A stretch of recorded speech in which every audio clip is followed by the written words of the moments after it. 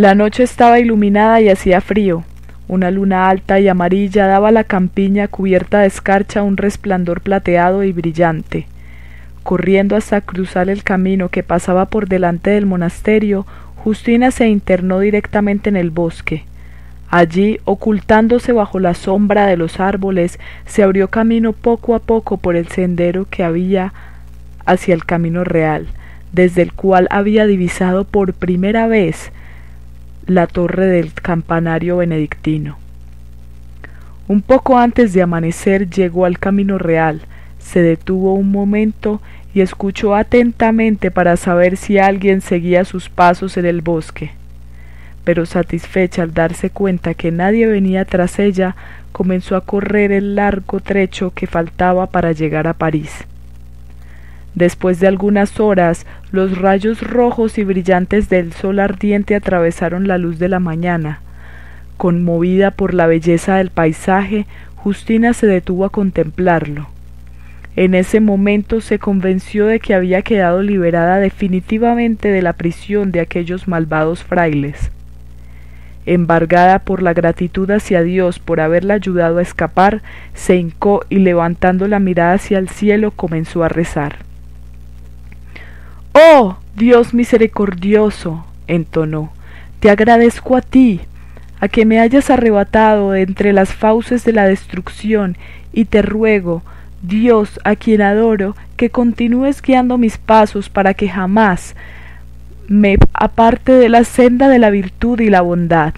Hágase tu voluntad aquí en la tierra como en el cielo. Amén».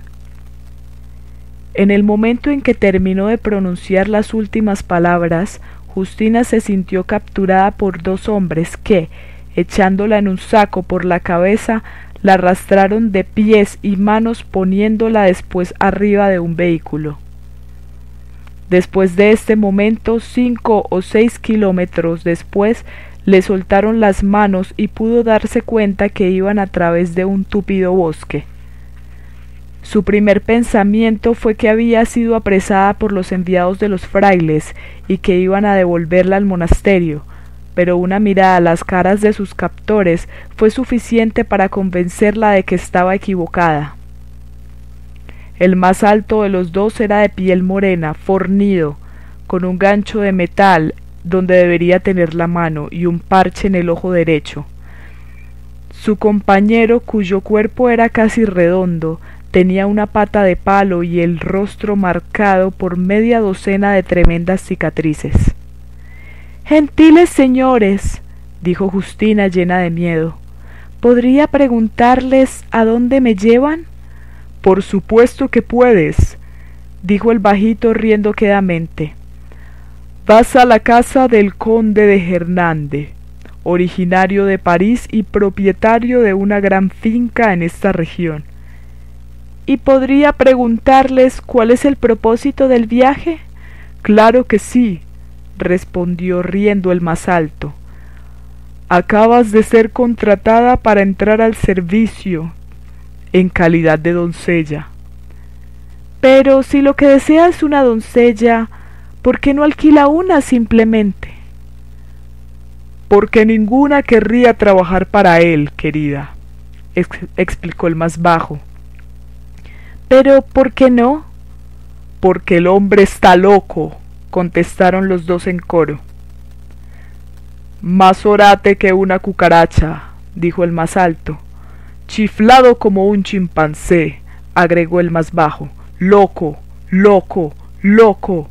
Al escuchar esto, Justina se preguntó si sería el conde el único loco, y si sus esbirros no estarían también un poco mal de la cabeza.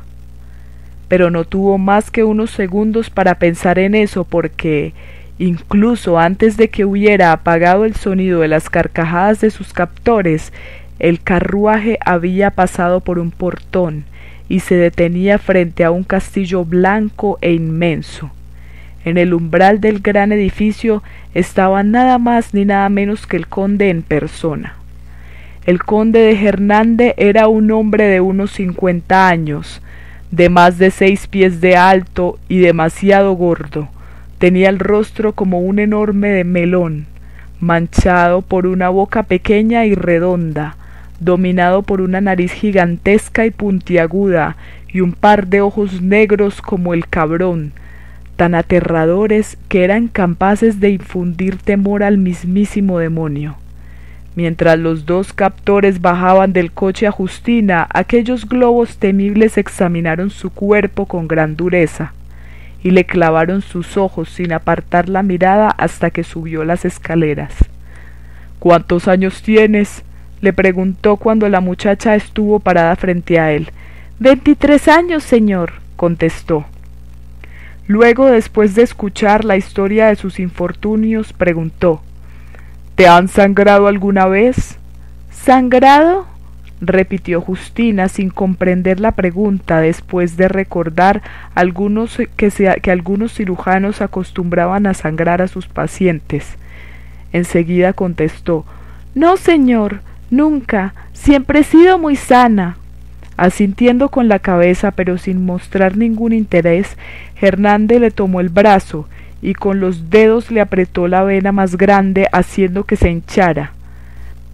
Cuando lo estuvo tanto que presentaba quizás el doble de su tamaño normal, acercó sus labios y comenzó a chuparla.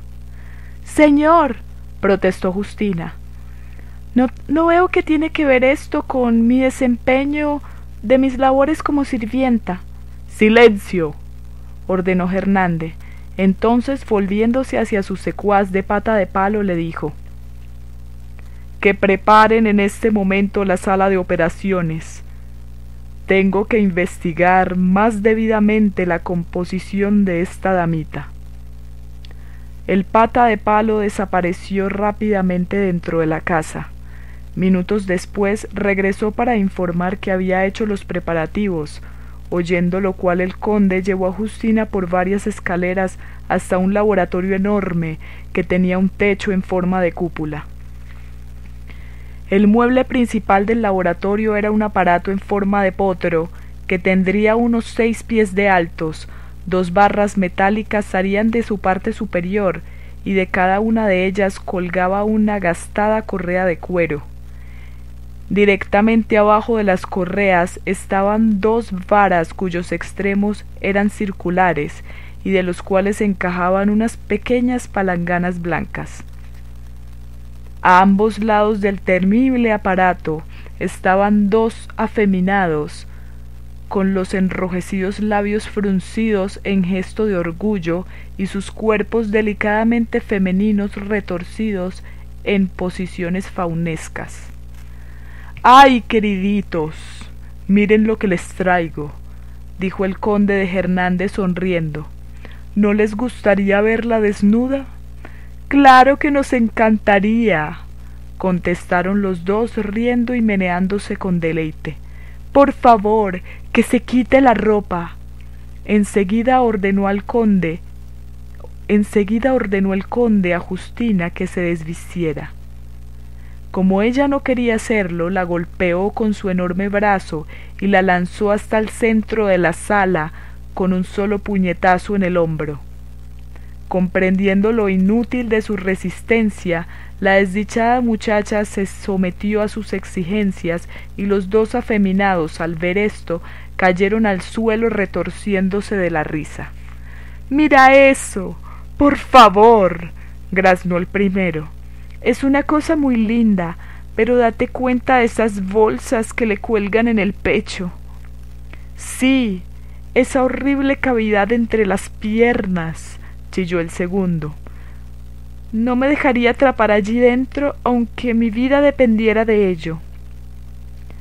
Pero mientras los afeminados se burlaban de la parte delantera de ella, el conde de Hernández, entusiasta de la parte trasera, como lo son en realidad todos los libertinos, se puso a examinar las nalgas con detenimiento, agarrando a manos llenas la carne delicada y firme, olfateando las fisuras con la nariz larga y bulbosa, y mordiendo los encantadores carrillos blancos hasta sacarles sangre. Luego le ordenó que caminara alejándose de él, que se detuviera y regresara, y mientras tanto tenía siempre las nalgas por delante para poder contemplar sus movimientos de cada paso.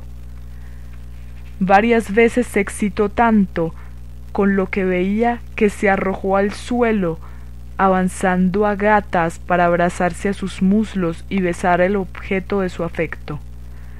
Los besos no eran normales sino de succión, y se los aplicaba en toda la superficie disponible en el altar de Sodoma, hasta el mismo tabernáculo. Mientras la besaba, le hacía preguntas sobre las orgías del monasterio, y Justina, que no daba cuenta de que cada contestación sólo servía para excitarlo más, contó hasta el último detalle. Entonces, apartándose de Justina, Hernández llamó a uno de sus afeminados, cuyo nombre era Céfiro.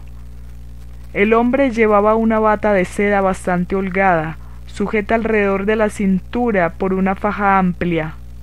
Hernández jaló de ésta hasta que de un nudo se deshizo y la bata quedó abierta, dejando al descubierto la piel blanca como la leche del cuerpo del afeminado. Luego se abalanzó sobre el miembro del muchacho chupándolo con fuerza, y al mismo tiempo metió la mano entre las nalgas de Justina, las que se puso a sobar y manipular con renovado entusiasmo.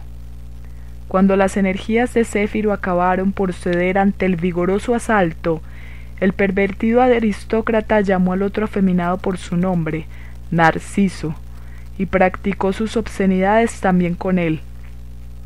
En cuanto terminó con estas villanías, Hernández llevó a Justina ante el aparato que ocupaba el centro de la sala.